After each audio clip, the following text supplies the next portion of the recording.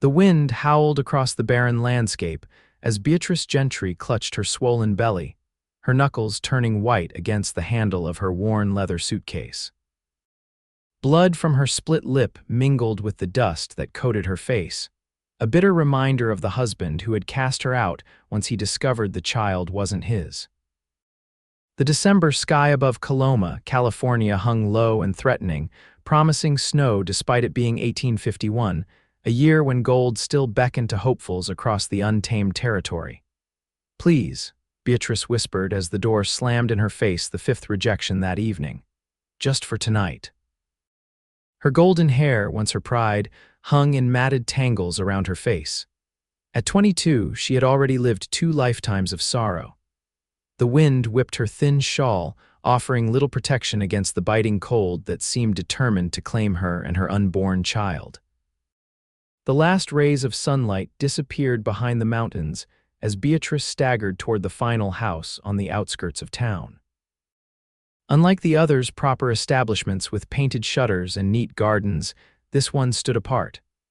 A modest cabin with smoke curling from its chimney, a single lantern burning in the window like a distant star of hope.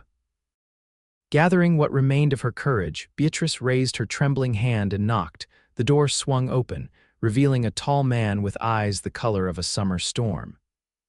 His angular face, weathered by sun and wind, bore a scar that ran from his temple to his jaw.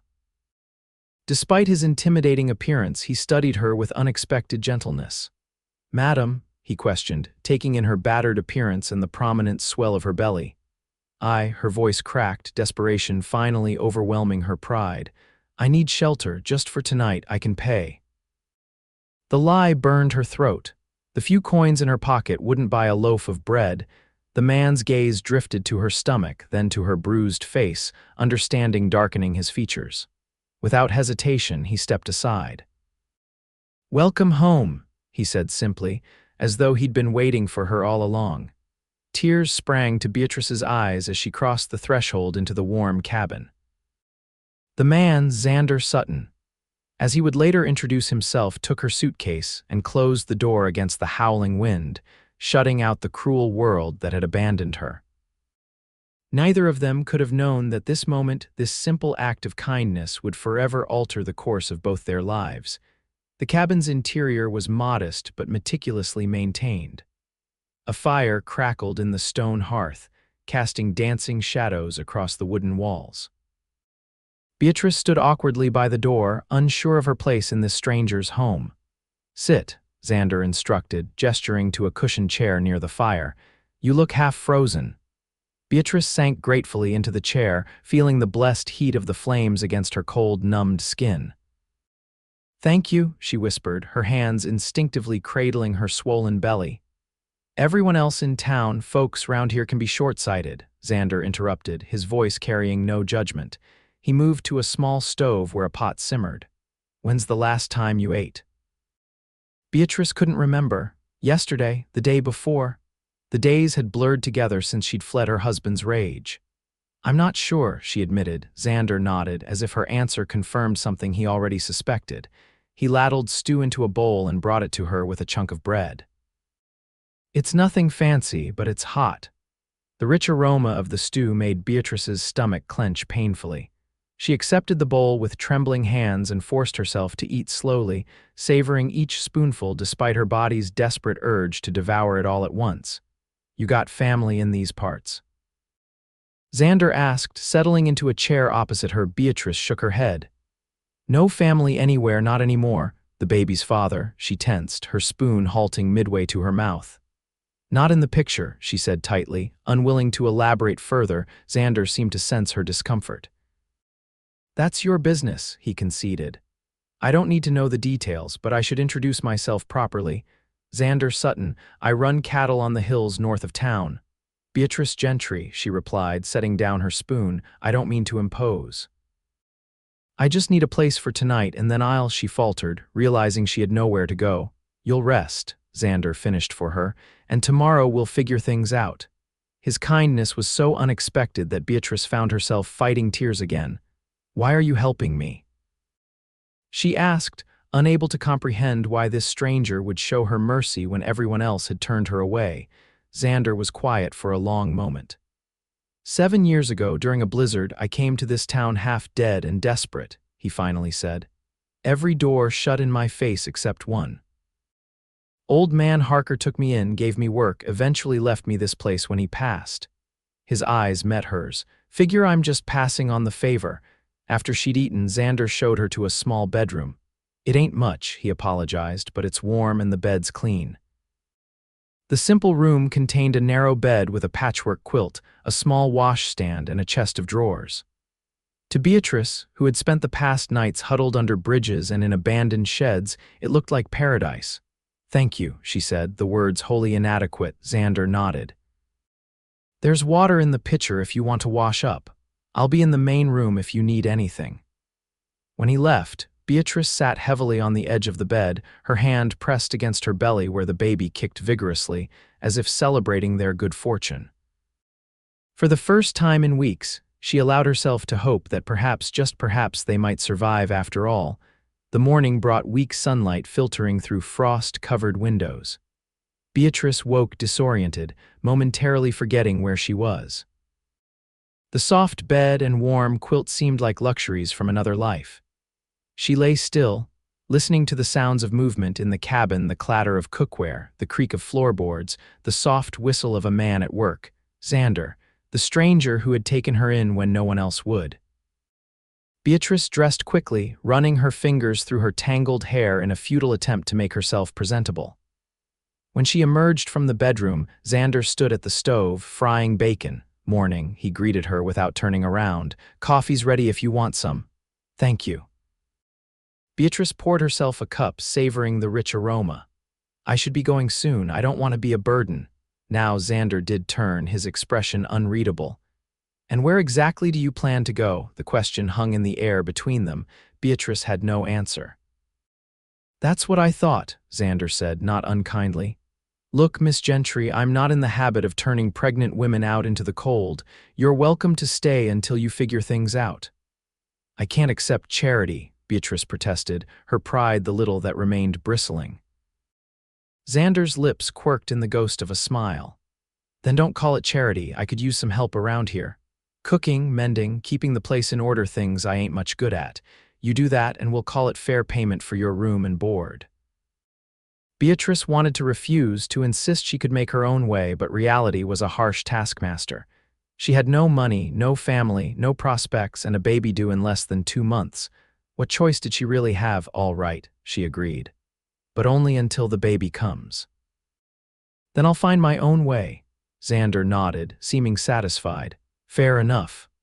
That first day established a pattern that would carry them through the coming weeks. Beatrice took over the domestic tasks of the cabin, cleaning and organizing with an efficiency born of years managing her own household. Xander tended his cattle and made repairs around the property, returning each evening with wood for the fire and news from town. They existed in a careful dance of polite distance, each respecting the other's privacy.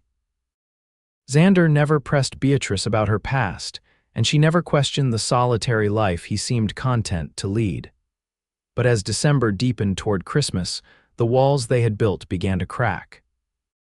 It started with small things, Xander bringing home a bolt of soft flannel for the baby from a trip to town, Beatrice adding wild honey to his morning biscuits because she noticed he had a sweet tooth. Tiny kindnesses that spoke of growing awareness. One evening, as they sat by the fire after supper, Beatrice felt a particularly strong kick from the baby. Without thinking, she gasped and pressed her hand to her side. Everything all right? Xander asked, immediately alert. Yes, Beatrice assured him. The baby is just very active tonight. Xander nodded, his gaze lingering on her rounded belly with an expression she couldn't decipher. Then, hesitantly, he asked, would you mind if I felt it? The request surprised her, but Beatrice found herself nodding. Xander crossed to her chair and knelt beside her, his large hand hovering uncertainly. Here, she said, guiding his palm to the spot where the baby kicked most vigorously. They waited in silence for several heartbeats, and then the baby kicked again, a strong, decisive movement against Xander's hand. His eyes widened in wonder, a smile transforming his usually stoic face. "That's something," he breathed. "Yes," Beatrice agreed, suddenly aware of their proximity, of the warmth of his hand through the thin fabric of her dress, of the gentleness in his storm-colored eyes. Xander seemed to realize it too, withdrawing his hand and returning to his chair with a murmured thanks. But something had shifted between them, a door opened that neither could completely close again. That night, as Beatrice prepared for bed, she caught herself humming a lullaby her mother had once sung to her. For the first time since fleeing her husband, she felt something like peace. Christmas approached, bringing with it heavier snowfall that blanketed the hills surrounding Xander's property. The cattle required extra attention, forcing him to spend long hours in the bitter cold. He would return with frost clinging to his beard, his hands raw despite thick gloves. Beatrice worried about him, a concern that caught her by surprise. When had this gruff cowboy's welfare become important to her? She couldn't say, but she found herself waiting anxiously for his return each day, relief flooding her when his tall figure appeared through the swirling snow. On December 24th, Xander left early to check on a section of fence that had been damaged in the latest storm. "Don't wait on me for supper," he told Beatrice before departing. "Might be late." But as the afternoon shadows lengthened into evening, Beatrice couldn't help watching the window, peering through the frost-feathered glass for any sign of his return. When full darkness fell with still no sign of him, unease settled in her chest. Outside, the wind howled, driving fresh snow against the cabin walls. What if Xander was hurt, lost in the storm? The thought of losing him, this man who had become her unlikely protector, filled her with dread. Just as she was contemplating the impossible task of searching for him in the blizzard, the door burst open. Xander stumbled in, snow cascading from his shoulders, his face alarmingly pale beneath his beard. "Xander," Beatrice rushed to him, helping him shed his frozen outer garments. "I was so worried. Fence was worse than I thought," he managed through chattering teeth. Then the storm kicked up. She guided him to the fire, pushing him into the chair and tucking a blanket around his shoulders. "You're half frozen," she scolded, though her tone held more concern than reproach. "Worth it," Xander said, reaching into his coat pocket with stiff fingers. He withdrew a small package wrapped in brown paper. "Merry Christmas, Beatrice." Stunned, she accepted the gift. "You shouldn't have opened it," he urged. With trembling fingers, Beatrice unwrapped the package. Inside lay a silver hairbrush with matching hand mirror, their backs etched with delicate roses. "Xander," she breathed, running her fingers over the fine workmanship. "They're beautiful." "But I can't." "You can," he interrupted. "Every woman should have something pretty." A flush that had nothing to do with the cold crept up his neck. "Noticed yours broke last week." Tears sprang to Beatrice's eyes. The thoughtfulness of the gift, that he had noticed such a small detail of her life, touched her deeply. "Thank you," she whispered. Embarrassed by her own emotion, she hurried to the small chest beside her bed and returned with a package of her own, a woolen scarf she had knitted in secret during the long evenings by the fire. "It's not much," she apologized as Xander unwrapped it. He ran his fingers over the even stitches, his expression softening. "No one's made me anything since my mother died," he said quietly. "Thank you, Beatrice." Their eyes met across the firelit room, and Beatrice felt something shift between them, something profound and frightening in its intensity. This was dangerous territory for a woman in her position, and yet, the baby chose that moment to deliver a particularly enthusiastic kick, breaking the spell. Beatrice laughed softly, pressing her hand to her side. "Someone's eager for Christmas too, it seems." Xander smiled, his gaze dropping to her rounded belly. "Smart kid," he said, "knows a good thing when they've got it." Later, as Beatrice lay in her bed listening to the storm rage outside, she allowed herself to imagine, just for a moment, what it might be like to stay here to make a life with Xander and her child in this simple cabin. The fantasy was so sweet it hurt, for she knew it could never be. A man like Xander deserved better than a woman with her past, with another man's child in her belly. Come spring, she would have to leave. For now, though, she would cherish this unexpected Christmas gift, this brief respite of safety and warmth in a cold, unforgiving world. The days between Christmas and New Year slipped by in a haze of domestic tranquility. The storm abated, leaving the world outside transformed into a glistening white wonderland.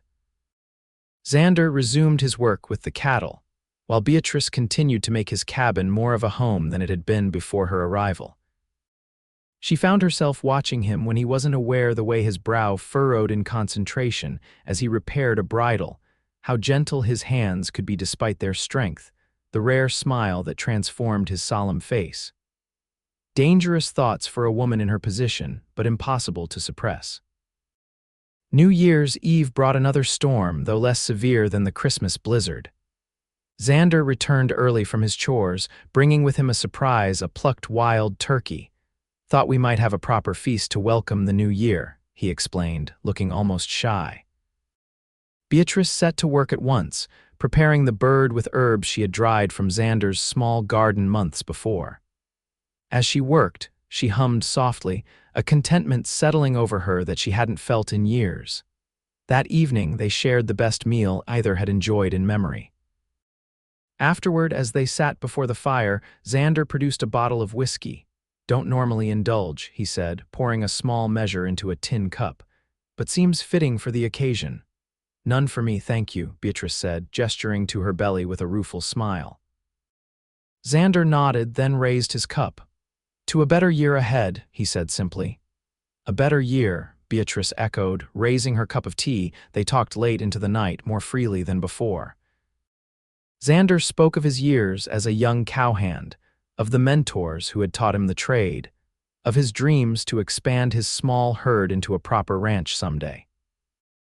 Beatrice shared memories of her childhood in Missouri, of her parents who had died in a fever epidemic when she was 17, leaving her alone in the world. Neither broached the more painful chapters of their pasts. Xander didn't ask how she came to be pregnant and alone, and Beatrice didn't question the scar that marked his face or the shadows that sometimes darkened his eyes. Some wounds were still too raw for words. As midnight approached, a comfortable silence fell between them. The fire had burned low, casting the room in a warm, golden glow. Outside, the wind had died down, leaving only the occasional soft pat of snow falling from tree branches. "Beatrice," Xander said suddenly, his voice low. "I know you said you'd leave come spring after the baby arrives." Her heart constricted painfully. "Yes," she confirmed, though the word felt like ash in her mouth. "I want you to know," he continued, his eyes fixed on the dying embers, "that you're welcome to stay if you've a mind to." The offer hung in the air between them, heavy with unspoken implications. Beatrice's throat tightened. "Xander, you don't have to answer now," he interrupted. "Just think on it." Before she could respond, the mantel clock chimed midnight. The new year had arrived, bringing with it possibilities Beatrice had never dared to imagine. "Happy New Year, Beatrice," Xander said softly. "Happy New Year, Xander," she replied, her voice scarcely above a whisper. That night, lying in her bed, Beatrice faced the truth she had been avoiding. She was falling in love with Xander Sutton. The realization terrified her. Love had brought her nothing but pain before.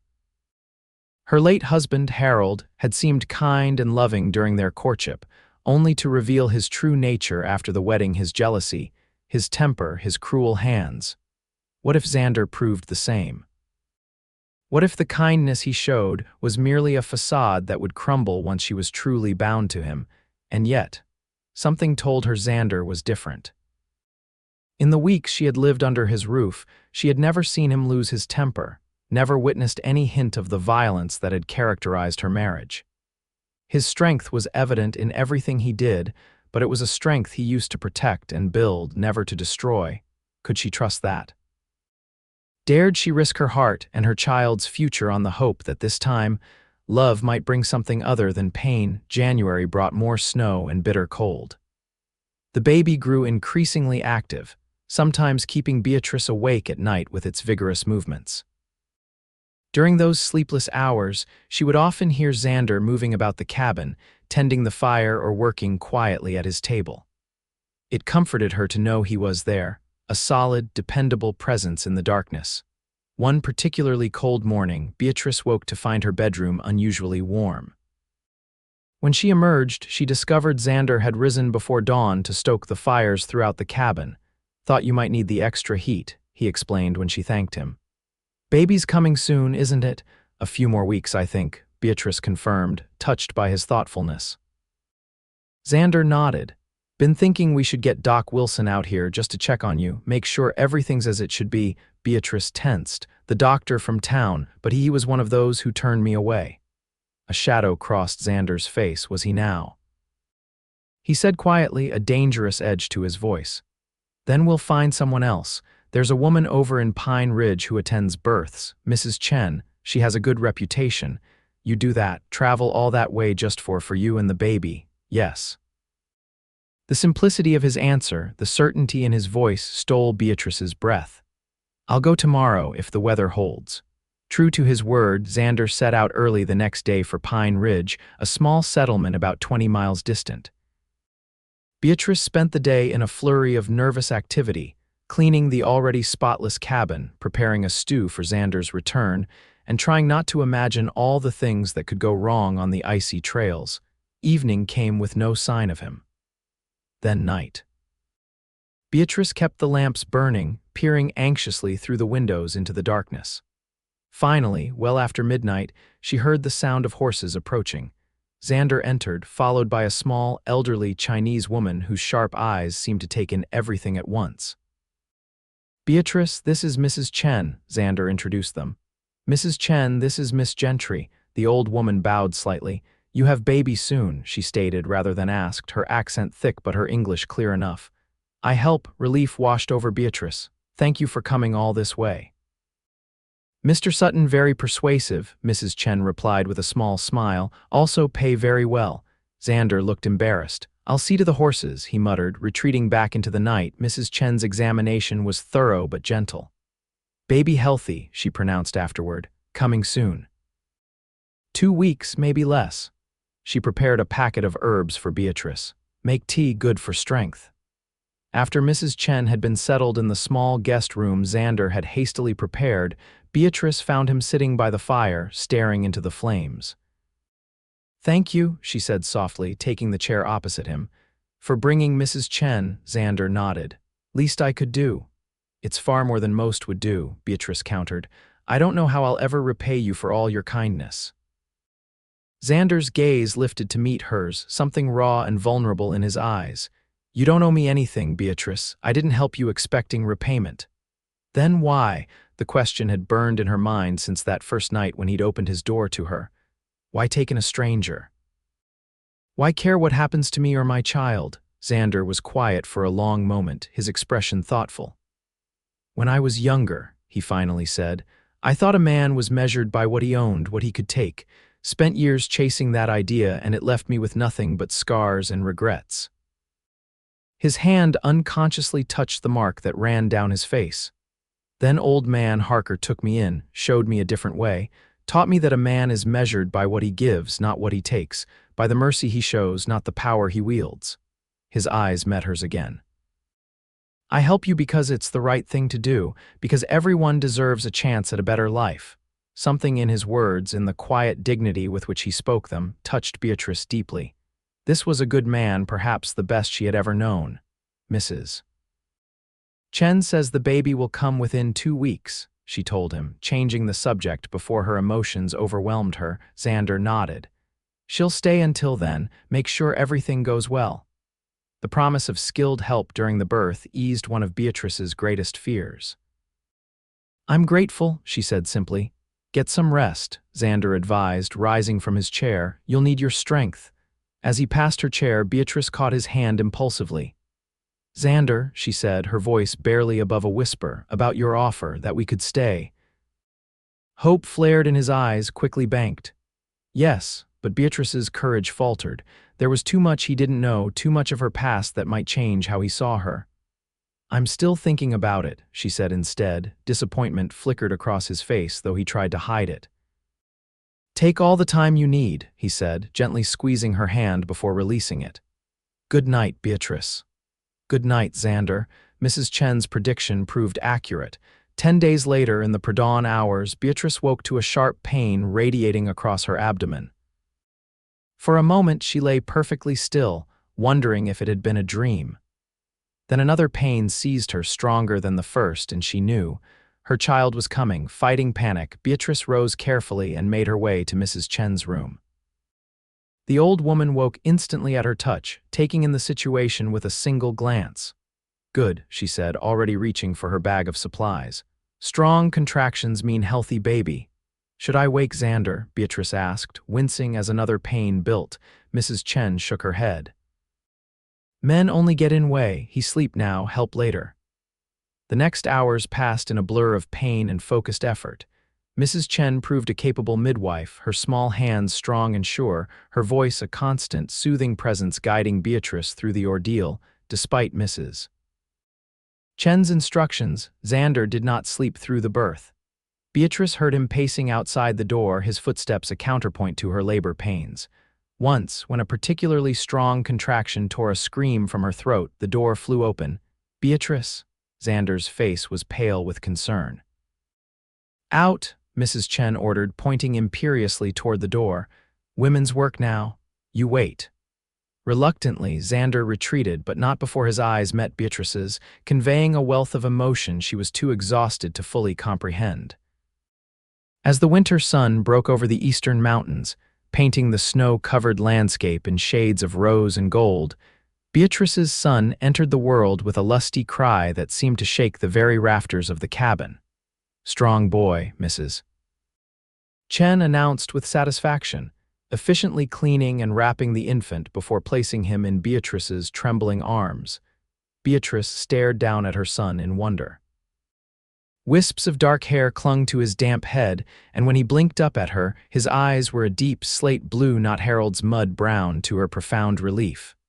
"Hello, little one," she whispered, tracing a finger along his perfect cheek. "Welcome to the world." A soft knock at the door drew her attention. Mrs. Chen opened it to reveal Xander, his expression a mixture of concern and barely contained excitement. "Is she, are they?" He couldn't seem to complete the question. "Mother and son both well, Mrs. Chen assured him, stepping aside to allow him entry. Xander approached the bed cautiously, his eyes widening as they fell upon the infant in Beatrice's arms.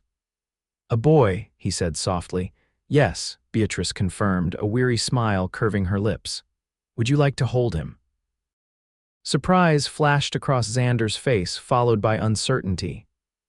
"I don't know how," he admitted. "Never held a baby before. It's easy," Beatrice assured him. "Just support his head." With exquisite gentleness, Xander accepted the bundled infant, cradling him as if he were made of the finest porcelain. The baby squirmed, his tiny face scrunching in momentary displeasure before settling back into sleep. "He's perfect," Xander whispered, awe evident in his voice. "Have you named him?" Beatrice hesitated. She had considered names, of course, during the long months of her pregnancy. But now, looking at her son in Xander's strong, careful arms, only one name seemed right. Samuel, she decided. Samuel David Gentry. "Samuel," Xander repeated, testing the name. "It suits him." Mrs. Chen bustled about, changing linens and preparing a tea for Beatrice. "Mother, rest now," she instructed. "Mr. Sutton take baby while I finish." Xander seemed reluctant to relinquish his precious burden, but he carefully returned Samuel to Beatrice's arms. "You were amazing," he told her, his voice rough with emotion. "I've never seen anything like it." Exhaustion tugged at Beatrice, but she smiled up at him. "Thank you for being here." "For everything." Impulsively, Xander leaned down and pressed a gentle kiss to her forehead. "Rest now," he murmured. "I'll be right outside if you need anything." As he left, Beatrice felt a wave of emotion wash over her, gratitude, affection, and something deeper that she wasn't quite ready to name. For now, she would rest and recover. Later, there would be time to consider what the future might hold for her, for Samuel, and perhaps for Xander too. The days following Samuel's birth passed in a haze of exhaustion and joy for Beatrice. Mrs. Chen remained for a week, teaching her the finer points of infant care before declaring that both mother and child were thriving and her services were no longer needed. "You have good man here, Mrs. Chen told Beatrice privately before departing. Not many would do what he has done. Consider carefully before you leave. The old woman's words echoed in Beatrice's mind as January gave way to February. Samuel grew stronger each day, his curious eyes taking in the world around him. Xander doted on the boy, fashioning a cradle from pine and lining it with the softest lamb's wool.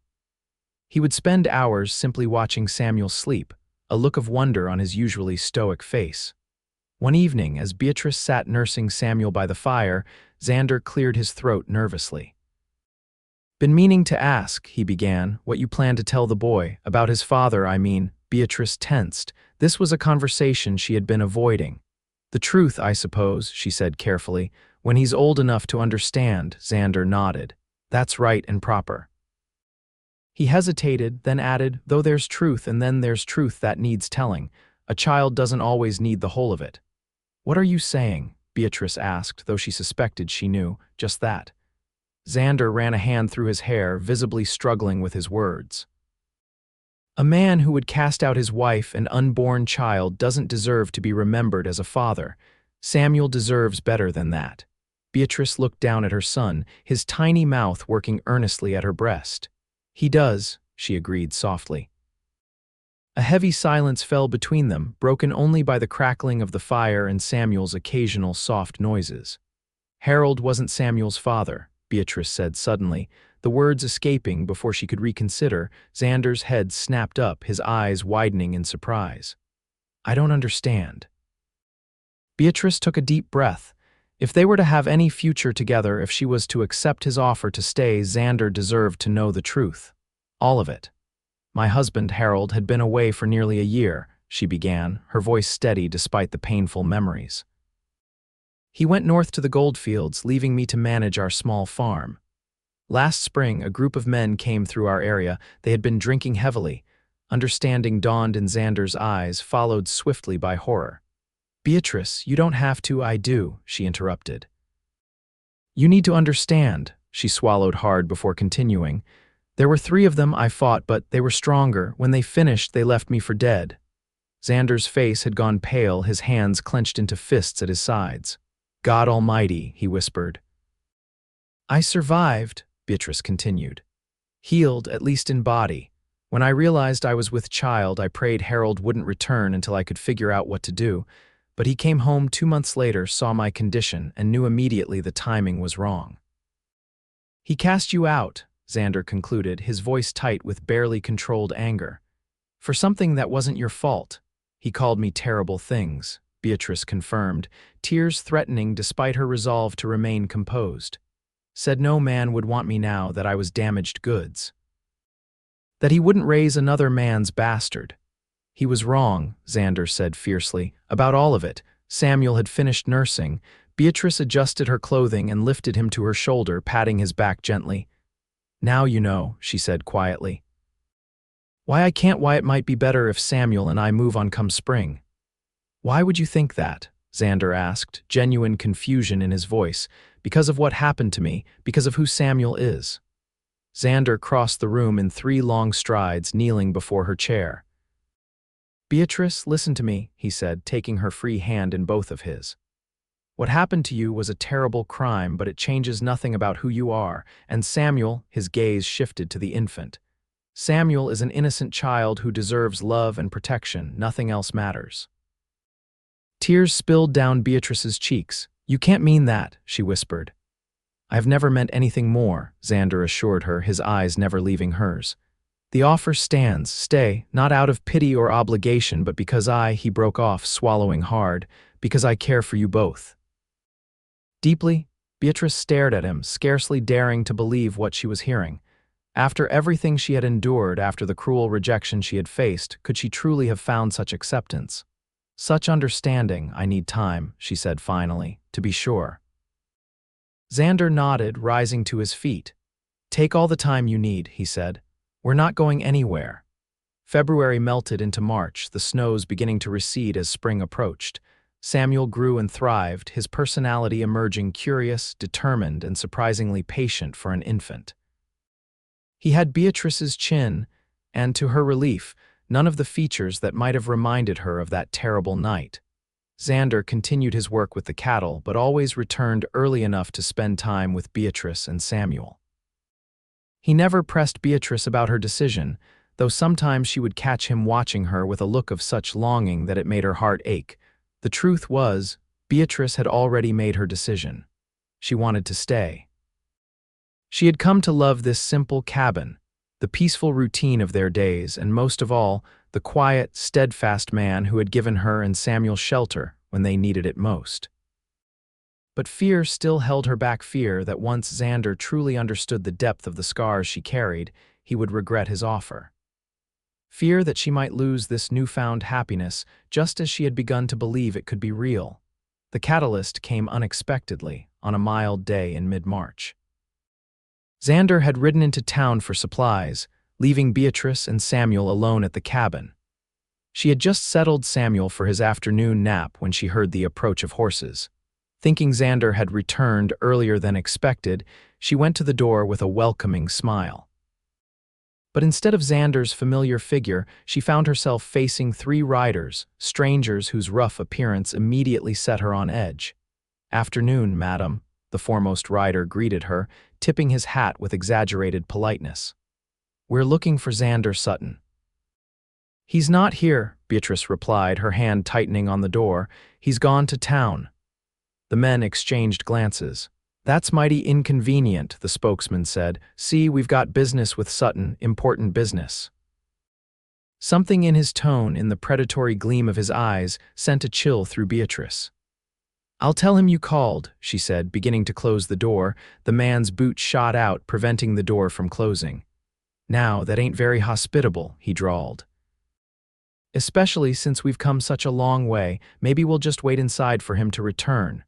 Beatrice's heart hammered in her chest. "Please leave," she said, fighting to keep her voice steady.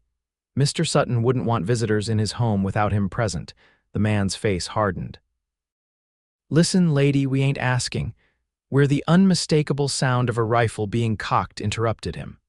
"Step away from the door," Xander's voice commanded from somewhere behind the riders. The men whirled, hands instinctively moving toward their weapons. Xander stood 20 paces away, his rifle aimed steadily at the spokesman's chest. "Well, if it ain't the man himself," the leader said, his voice deceptively casual despite the tension in his posture. "Been looking for you, Sutton, and now you've found me," Xander replied coldly. "What do you want, Dawson?" "Just what you owe me," the man Dawson answered. 5 years is a long time to wait." "I don't owe you anything," Xander stated. "We settled our accounts in Tucson. You lost fair and square." Dawson's face twisted in a snarl. "Nothing fair about it when a man cheats." "I never cheated," Xander said, his voice steady. "You were drunk and reckless and you lost. That's all there was to it." "That's not how I remember it," Dawson countered. "And my memory's all that matters now." His hand moved fractionally toward his holstered pistol. "Don't," Xander warned, his finger visibly tightening on the trigger. "I don't want bloodshed here, Dawson, but I will protect what's mine." For a tense moment, Beatrice thought Dawson might draw despite the warning. Then, unexpectedly, he laughed. "Got yourself a little family now, have you, Sutton? The woman and a brat. Didn't figure you for the settling type." "My personal life is none of your concern," Xander said coldly. "Now state your business or leave." Dawson studied him for a long moment, then shrugged elaborately. "Just passing through," he claimed. "Heard you were in these parts and thought I'd say hello to an old friend." "We were never friends," Xander replied, "and you're not welcome here. Leave now and don't come back." Dawson's gaze shifted to Beatrice, still frozen in the doorway, then back to Xander. A slow, malicious smile spread across his face. "For now," he conceded, reining his horse around, "but we'll meet again, Sutton, count on it." The 3 riders departed at a leisurely pace, as if to emphasize that they left by choice rather than compulsion. Xander kept his rifle trained on them until they disappeared around a bend in the trail, then hurried to Beatrice. "Are you all right?" he asked urgently, searching her face. "Did they hurt you?" "No," Beatrice assured him, though she was trembling with delayed fear. "They didn't get inside. Samuel is sleeping." Relief washed over Xander's features. "Thank God," he murmured, gently drawing her into the cabin and securing the door behind them. I saw their tracks crossing mine and rode back as fast as I could. Who were they? Beatrice asked, moving instinctively to check on Samuel, who still slumbered peacefully in his cradle. Xander set his rifle aside and ran a hand through his hair. Trouble from my past, he said grimly. Ben Dawson and I have history, bad history. He said you owed him, Beatrice prompted when Xander fell silent. He believes I do, Xander corrected. Years ago, before I came here, I worked as a hired gun for a time, not proud of it, but it was all I knew then. Dawson and I often found ourselves on opposite sides of disputes. Beatrice absorbed this new information about the man she had come to care for. You were a gunfighter, Xander nodded, watching her closely as if expecting rejection. Not the kind they write about in those dime novels, he clarified. Just a young fool who was good with a gun and didn't much care who paid him to use it. What happened in Tucson? Beatrice asked, remembering the exchange between the two men. Poker game, Xander explained. Dawson lost heavily to me, claimed I cheated, drew on me. His hand rose unconsciously to the scar on his face. I was faster, but not fast enough to avoid this. Shot him in the shoulder, should have killed him, but I couldn't do it, not in cold blood. And now he's found you, Beatrice said, understanding dawning. Because of me, because you went to town for supplies. Guilt shadowed Xander's face. I should have been more careful. Dawson's the type to hold a grudge, and he's got friends who are even worse. They won't give up easily. Beatrice sank into a chair, the implications becoming clear. You think they'll come back? I know they will, Xander confirmed, his expression grim. Which is why you and Samuel need to leave, first thing tomorrow. I'll take you to Pine Ridge, get you set up somewhere safe. No, Beatrice interrupted, the words surprising them both. Xander stared at her. Beatrice, be reasonable. It's not safe for you here. Dawson saw you, knows you mean something to me. He'll use that. I'm not leaving, Beatrice stated, rising to her feet. This is my home now, ours, she gestured to Samuel's cradle. If you want us to go, you'll have to force us out. Beatrice, no, she insisted, crossing to stand before him. I've spent my whole life running from one thing or another, from poverty after my parents died, from Harold's cruelty, from the shame others tried to put on me for what was done to me. I'm tired of running, Xander. I won't do it anymore. Xander's expression softened. I'm trying to protect you, he said quietly. I know, Beatrice acknowledged, and I love you for it. The words hung in the air between them, a declaration neither had expected but both had longed to hear. Xander's eyes widened, hope and disbelief warring in their stormy depths. You love me? He asked, his voice scarcely above a whisper. I do, Beatrice confirmed, her heart racing but her voice steady. I have for some time now, that's why I can't leave. We'll face Dawson together, whatever comes. Xander shook his head, but there was wonder in his eyes rather than denial.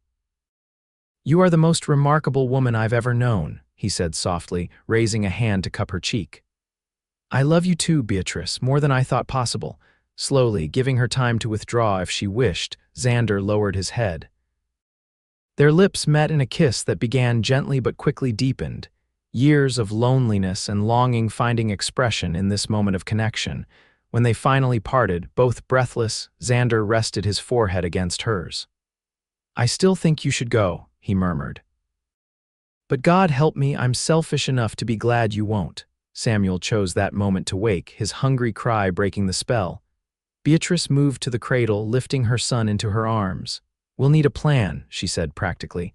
If Dawson is coming back, we should be prepared. Xander nodded, his expression shifting from tender to determined. I know people in town I can trust. We'll send word to the sheriff in Pine Ridge as well, and I'll teach you to shoot, he added, his tone brooking no argument. If I'm not here, you need to be able to protect yourself and Samuel.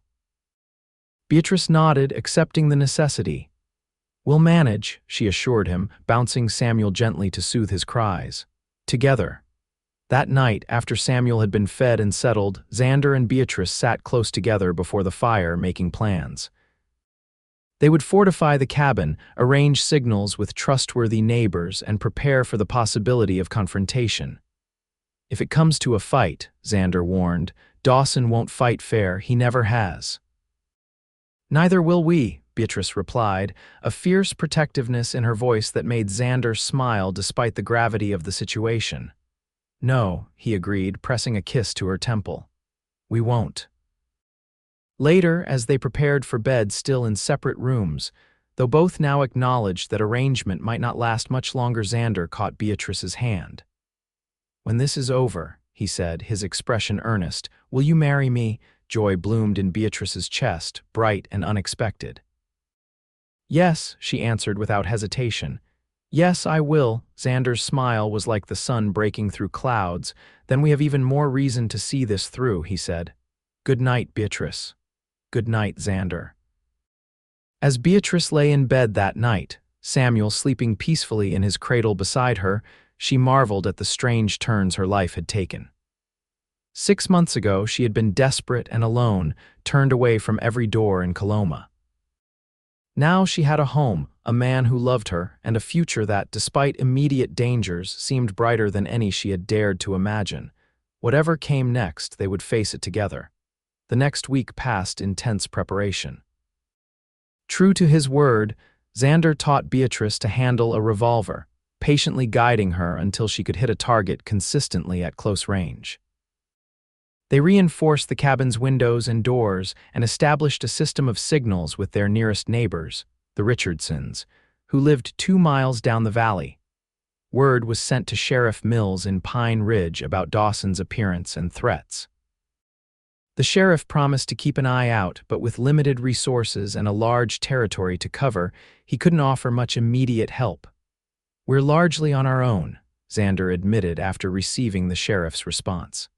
At least until Dawson makes a move that breaks the law. Threatening us wasn't enough, Beatrice asked, indignant. Xander shook his head ruefully. Not in these parts, law's still catching up to civilization out here. Despite the looming threat, life continued. Samuel thrived, growing more alert and responsive each day. Xander's cattle required attention, the cabin needed maintenance, and meals had to be prepared. In the midst of preparing for potential violence, Beatrice and Xander found moments of surprising normalcy, even joy. One evening, as they sat together after supper, Samuel asleep in Xander's arms, Beatrice broached a subject that had been on her mind. After we're married, she began hesitantly, would you consider adopting Samuel, legally I mean, making him your son in name as well as in heart? Xander looked down at the sleeping infant, his expression tender. I'd be honored, he said softly. I already think of him as mine. Tears pricked at Beatrice's eyes. I was hoping you'd say that, she whispered. Xander shifted Samuel to one arm, reaching out to take Beatrice's hand with his free one. When this business with Dawson is settled, we'll go to Pine Ridge, make it official, both the marriage and the adoption. The promise of that future sustained them through the tense days of waiting. March gave way to April, bringing warmer weather and the first green shoots of spring. Still, there was no sign of Dawson and his men. Maybe they've moved on, Beatrice suggested hopefully one morning as she and Xander worked together in the small garden plot beside the cabin. Gone to make trouble elsewhere. Xander shook his head, his expression grim. Dawson doesn't give up, he said. He's waiting for something, I just don't know what. They got their answer 3 days later when Mrs. Richardson rode breathlessly into the yard.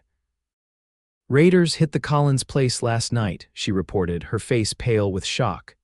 Burned the barn, ran off half their cattle. Mr. Collins was shot when he tried to stop them. Dead? Xander asked sharply. No, but badly hurt, Mrs. Richardson replied. Doctor's with him now. Did anyone see who did it? Beatrice asked, though she already suspected the answer. Mrs. Richardson nodded. 3 men, all strangers. One had a distinctive red bandana. She glanced at Xander. Jeb Collins said the leader called him by name, told him to give Sutton his regards. Xander's face hardened. Dawson, he confirmed. He's trying to flush me out, attacking my neighbors to draw me into the open. What will you do? Mrs. Richardson asked, fear evident in her voice. The Richardsons' homestead could easily be Dawson's next target. Xander was silent for a long moment, his gaze distant as he considered their options. Finally, he turned to Mrs. Richardson. Ride to Pine Ridge, he instructed. Tell Sheriff Mills what's happened. Make it clear this isn't just about me anymore. Dawson's endangering the whole valley. After Mrs. Richardson departed, Xander turned to Beatrice. You and Samuel need to go too, he said firmly. It's not safe here. I told you before I'm not leaving, Beatrice replied, equally determined. This is our home, and I won't be driven from it by fear. Beatrice, be reasonable. I am being reasonable, she interrupted. If I leave, you'll face them alone, 3 against 1. She shook her head. No, we stay together. Xander looked as though he wanted to argue further, but the resolve in Beatrice's eyes told him it would be futile. Instead, he sighed and drew her into his arms. You're the most stubborn woman I've ever met, he murmured against her hair. And you love me for it, she replied, her voice muffled against his chest.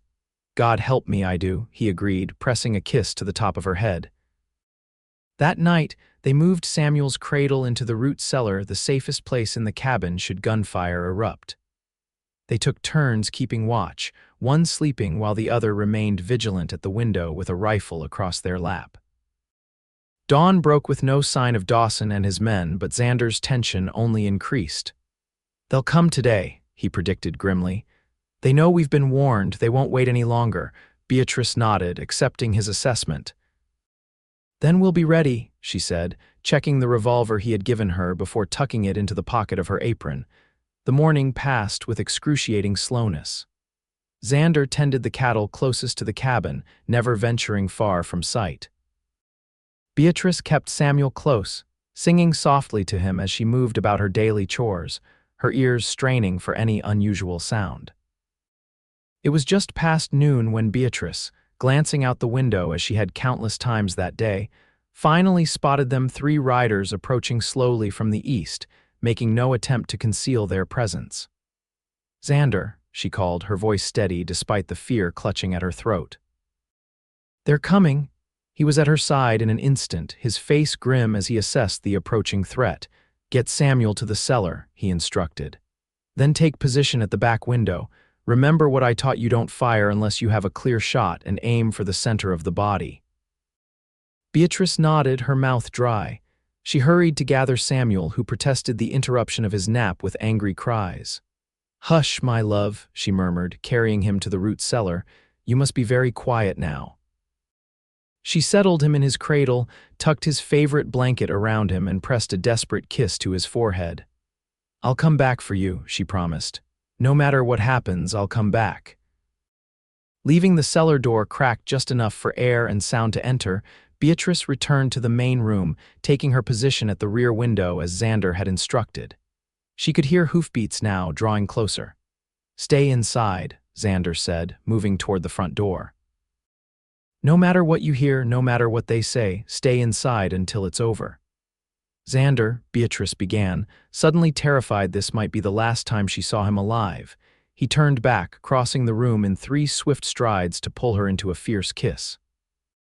I love you, he said when they parted. Remember that, whatever happens. I love you too, she whispered, clinging to him for one precious moment before forcing herself to let go. With a final nod, Xander stepped outside, closing the door behind him. Through her window, Beatrice saw him move to the center of the yard, standing tall and unafraid as the 3 riders approached. Dawson, she heard him call, his voice carrying clearly in the still air. This ends now. The leader of the trio reined in his horse, a cold smile visible even at a distance. Well, if it ain't the great Xander Sutton, he drawled, brave of you to face us alone. I'm not the one who needs to hide behind friends, Xander replied evenly. Call off your men, this is between you and me. Dawson laughed. Not anymore, it ain't. You've made quite a life for yourself here, Sutton. Pretty woman, baby, nice little spread. His voice hardened. All things a man might be desperate to protect makes you vulnerable. Leave them out of this, Xander warned, his hand hovering near his holstered pistol. Too late for that, Dawson replied. You cost me more than money in Tucson, cost me my reputation, my standing. He patted his right shoulder. Nearly cost me the use of my arm, an eye for an eye, Sutton. That's how this works. You drew first in Tucson, Xander reminded him. Just like you're about to do now. Dawson's smile widened, becoming something predatory. Difference is, this time I won't miss. From her vantage point, Beatrice saw it all happen with nightmarish clarity. Dawson's hand dropping to his gun, Xander drawing in one smooth motion, the crack of gunfire shattering the afternoon's stillness. Dawson jerked in his saddle, surprise registering on his face as a red stain bloomed across his chest. But even as he fell, his companions were drawing their weapons. Xander dove for cover behind the water trough as bullets thudded into the ground where he had stood moments before. One of the riders wheeled his horse toward the cabin, clearly intending to use Beatrice and Samuel as leverage. Without hesitation, she raised her revolver, steadied her hands as Xander had taught her, and squeezed the trigger. The man cried out, clutching his shoulder as he tumbled from his horse. Not dead, but disabled exactly as she had intended, gunfire continued to erupt from the yard as Xander exchanged shots with the remaining rider. Beatrice held her position, ready to fire again if necessary, her heart hammering in her chest. From the cellar, she could hear Samuel crying, frightened by the noise. Then, just as suddenly as it had begun, the shooting stopped. An eerie silence fell, broken only by the sound of a horse galloping away and Samuel's distant wails. Xander. Beatrice called, fear constricting her throat when he didn't immediately appear in her line of sight. "I'm here," his voice answered, and then he was striding across the yard, a slight limp in his gait but otherwise unharmed. "It's over." Beatrice abandoned her post, rushing to the cellar to retrieve Samuel, who calmed as soon as he was in her arms. Then she hurried outside, needing to see for herself that Xander was truly all right. The scene that greeted her was grim. Dawson lay motionless by his fallen horse, clearly dead. The man she had shot was sitting against the water trough, his face pale with pain and shock as he clutched his bleeding shoulder. Of the third rider, there was no sign he had apparently fled when the tide turned against them. "You're hurt," Beatrice said, noticing the torn fabric and bloodstain on Xander's thigh. "Just a graze," he assured her, though his pallor suggested it might be more serious than he claimed. "Are you and Samuel all right?" "We're fine," she confirmed, shifting the baby to her hip as she examined Xander's injury more closely. "But you need tending." Inside now, as they turned toward the cabin, the wounded man called out, "What about me? You can't just leave me here to bleed out." Xander regarded him coldly.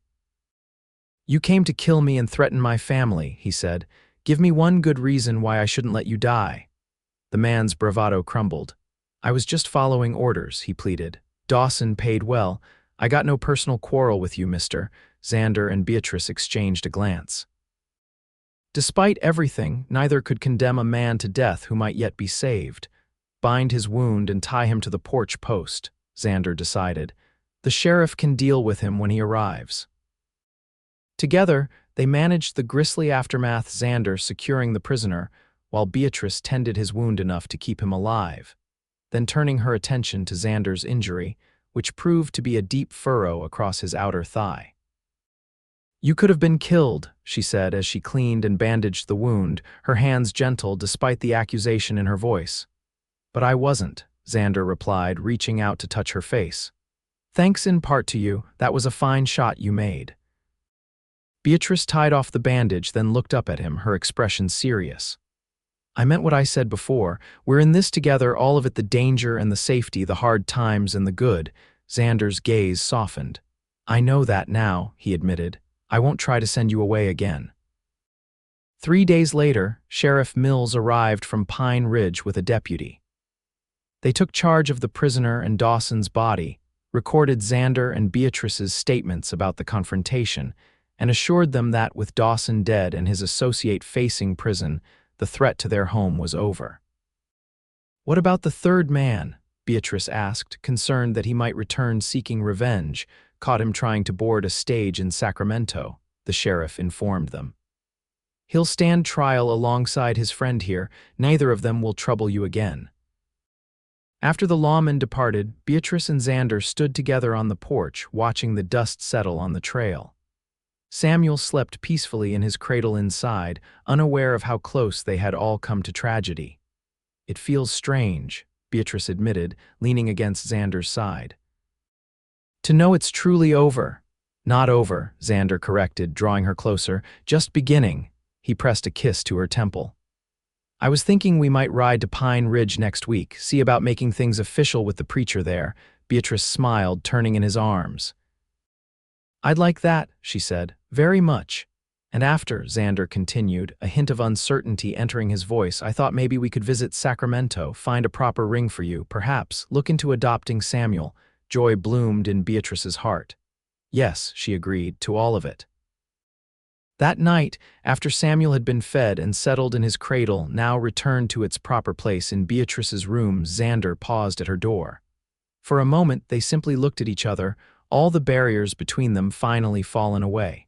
Stay, Beatrice whispered, extending her hand. Xander took it, allowing her to draw him into the room, into her life, completely and without reservation. As they came together in the soft darkness, their bodies expressing what words could not fully convey, Beatrice marveled at the journey that had brought her here, from desperation to happiness, from abandonment to belonging. 6 months ago, she had been a pregnant woman refused at every door.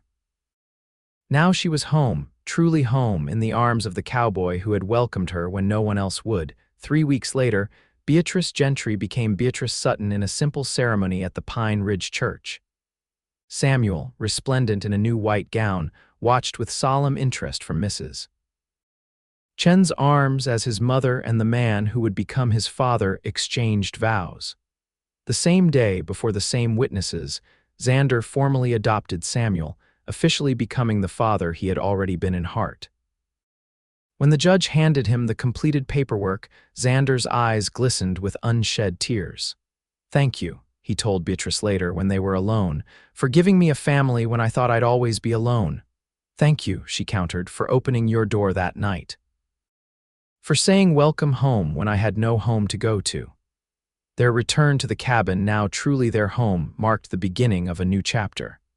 With Dawson's threat eliminated and their family legally established, they could at last focus on building the future they had dared to imagine. Xander expanded his cattle operation, hiring 2 hands to help with the growing herd. Beatrice established a thriving vegetable garden and began selling eggs and butter to the general store in Coloma. The same townspeople who had once turned her away now greeted her warmly, either unaware of or choosing to forget their earlier cruelty. Samuel grew from infant to toddler, taking his first steps in the yard where Dawson had fallen, transforming a place of violence into one of milestone and celebration.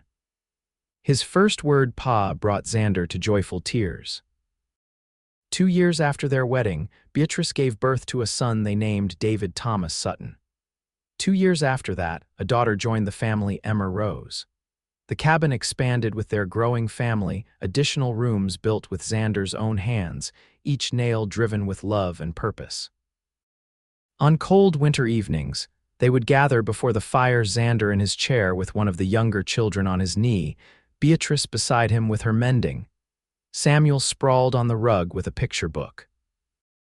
In those moments, Beatrice would sometimes catch Xander's eye and know he was remembering, as she was, that first desperate night when a lost, pregnant woman had knocked on his door.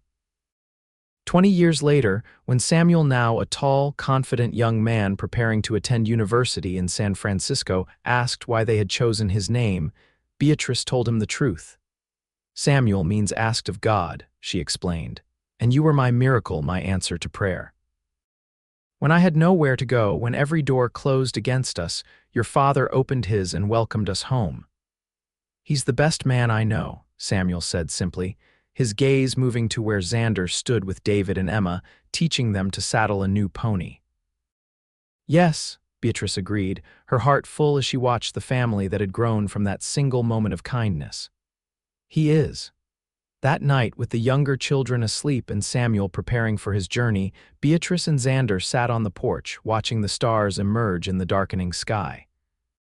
Xander's hair was now streaked with silver, his face more deeply lined, but the eyes that turned to her held the same steadfast love they always had. "Any regrets?" he asked, taking her hand in his. Beatrice considered the question, thinking back over the years they had shared, the joys and sorrows, the triumphs and challenges. "Not one," she answered truthfully. Everything that happened, even the hardest parts, led me here, to you, to our family. How could I regret that?" Xander's smile, still capable of making her heart race after all these years, was answer enough. He leaned in, brushing a gentle kiss against her lips, a promise renewed, a love undiminished by time. As they sat together in the gathering dusk, Beatrice reflected on the strange and winding path her life had taken. From desperation to joy, from rejection to acceptance, from solitude to family. The journey had not always been easy, but sitting here now, surrounded by the life they had built together, she knew beyond doubt that every step had been worth taking. For she had found what every heart seeks, a place to belong, a love to cherish, a door that opens when all others close a home.